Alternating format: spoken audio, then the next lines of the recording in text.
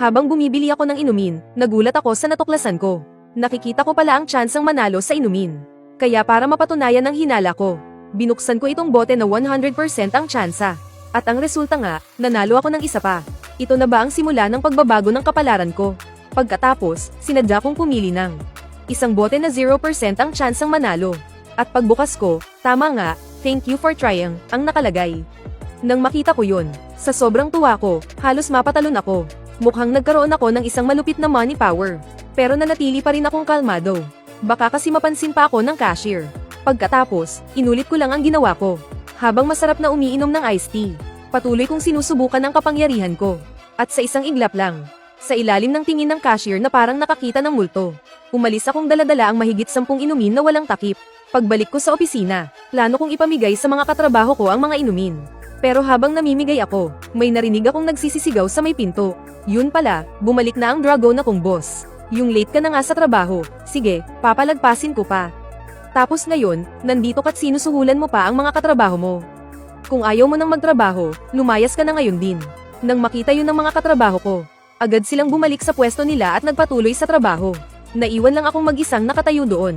Sa sandaling iyon, ang ekspresyon sa mukha ko, hindi na tulad ng dati na parang maamong tupa. Sa halip, mayroon akong isang misteryosong ngiti. Nang makita to ng boss ko, natulala siya.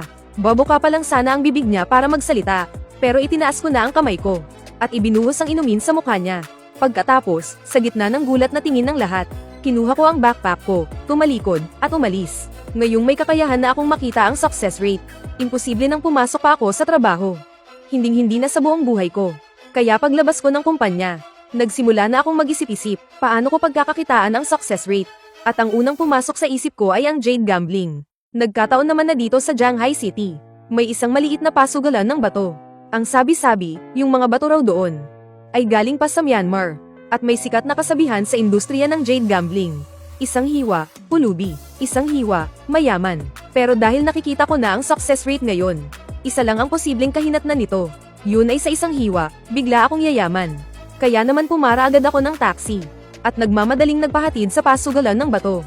Pagdating sa destinasyon ko, dumukot ako ng 100, at basta na lang inihagis sa driver. Para astig, sinabi ko pang huwag ng suklian. Pagpasok ko sa pasugalan ng bato, dahan-dahan akong nagsimulang maglakad-lakad. Yung mga rostone, dito, ay hinati-hati sa maliliit na tumpok. Bawat pwesto ay napapaligiran ng maraming tao. Nagkukwentuhan sila at nag-uusap-usap. Matapos kong umikot, pumunta ako sa isang maliit na pwesto sa bandang labas. Napansin ko kasi ang nakasulat sa karatula, 1,000 bawat kilo. Ito na siguro ang pinakamurang rostone dito. Kasi sa mga high-end na area, ang presyo, umaabot na sa 10,000 bawat kilo. Mayroon pang ang umaabot sa 100,000. Pero kahit hindi ako masyadong marunong, kitang-kita ko naman, malaki ang pagkakaiba sa kalidad ng mga rostone na ito. Yung mga bato sa high-end area, mukhang makintab, mamantika, at mukhang pangmayaman. Para bang kapag hiniwa mo, siguradong may jade sa loob.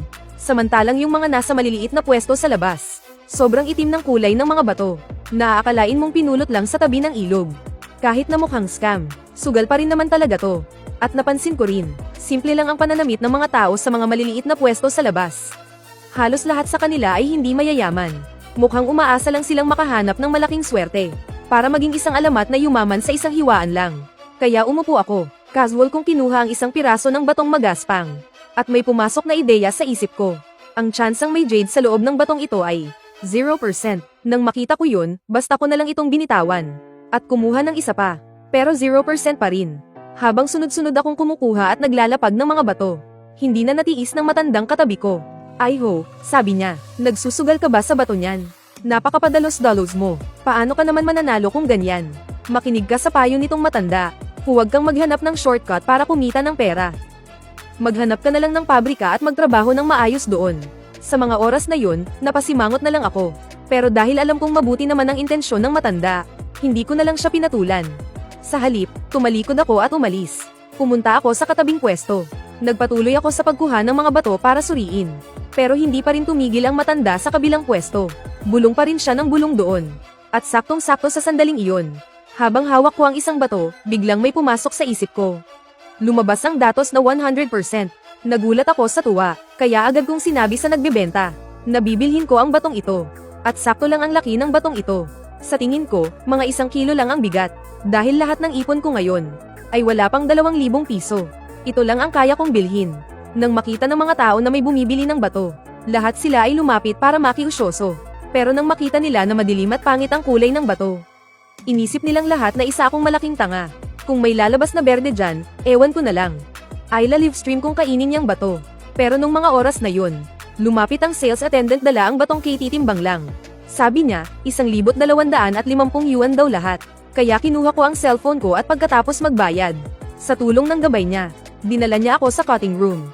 At nang makita ng mga tao na may panoorin, nagsiksikan din sila palapit. Karaniwan lang ang ganitong eksena sa Stone Gambling Park. Dahil sa tuwing may naibentang bato, gusto ng lahat na masaksihan kung may lalabas bang jade. At para na rin makakuha ng mga diskarte at karanasan mula roon. Kasabay ng umuugong na tunog, sinimulan na ng master ang bihasang paghiwa. Hindi ko mapigil ang kabahan, kahit na malaki ang tiwala ko sa sarili kong kakayahan. Pero ngayon, para kumita ng pera to. Syempre, mas maganda kung magtatagumpay. Pero kapag nabigo ako, lagot na. Nang mahati na ng tuluyan yung bato, at kunin ito ng master para tingnan. Agad siyang napangiti, at sumigaw siya, may berde. At habang sinasabi niya yun, iniabot niya sa akin ang hiniwang bato. Sa gitna ng bato, may isang jade na kulay matingkad na berde at kasing laki ng walnut. Kahit hindi ito ganoon career na klase, pero at least, may nakuha pa rin. Nakahinga ako ng maluwag. Sa wakas, nawala na rin ang kaba ko. At yung mga tao sa paligid nang makita yon, kitang-kita sa mga mata nila ang inggit. Kaya bumalik sila sa kani-kanilang pwesto. At naglabas na rin ang kani-kanilang galing. Sa pag-asang maging katulad ko rin, na makakuha ng isang dekalidad na jade o kung ano paman. Samantala, yung sales attendant na nag-assist sa akin, nang malaman niyang ibebenta ko ang jade, dinala niya ako sa opisina ng manager. Pagkakita pa lang niya sa akin, agad siyang bumati ng may malapad na ngiti. Sa mga oras na iyon, naging VIP na ang turing sa akin. Kasunod noon, sa tulong ng manager, pumasok sa opisina ang isang appraiser. Isa siyang matandang lalaki na nasa mga 60 anyos. Nakasalamin siya, mukha siyang maraming alam. Nakita ko siyang may hawak na magnifying glass, at maingat na sinusuri ang jade. Sandali lang ay may conclusion na siya. Sabi niya, karaniwan lang daw ang kalidad ng jade na ito. At kulang din daw sa kintab. Kaya ang pinakamataas na halaga na nito ay 10,000 piso lang.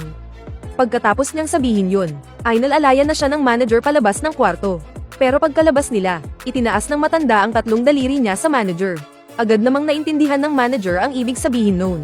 Samantala, sa isip ko, mabilis akong nagkalkula, ang halaga ng jade na ito ay aabot ng 1,000,000. 0%. Aabot kaya ng 500,000. 0%. Sa huli, base sa mga kalkulasyon ko, ang pinakamataas na presyong maibibigay ng manager ay 30,000. Kaya para hindi na siya makatawad, sinabi ko agad na 50,000 ang presyo. Napakibot ang gilid ng labi ng manager nang marinig niya yon. Naisip niya, ang talas naman ng mata ng batang to. Kung may tamang koneksyon para sa jade na ito, pwede nga itong may benta ng 50,000. Pero kung bibilhin niya ito ng 50,000, wala na siyang kikitain kahit kay titing. Kaya agad na umiling ang manager. Sinabi niyang 10,000 na ang pinakamataas na presyo.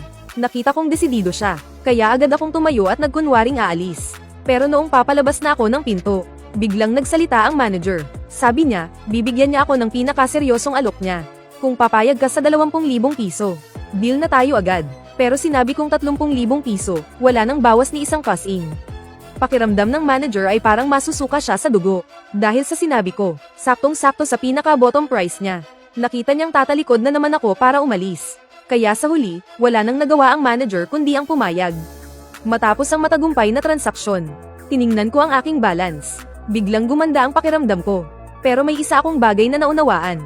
At iyon ay ang pinakamataas na halaga ng jade na ito.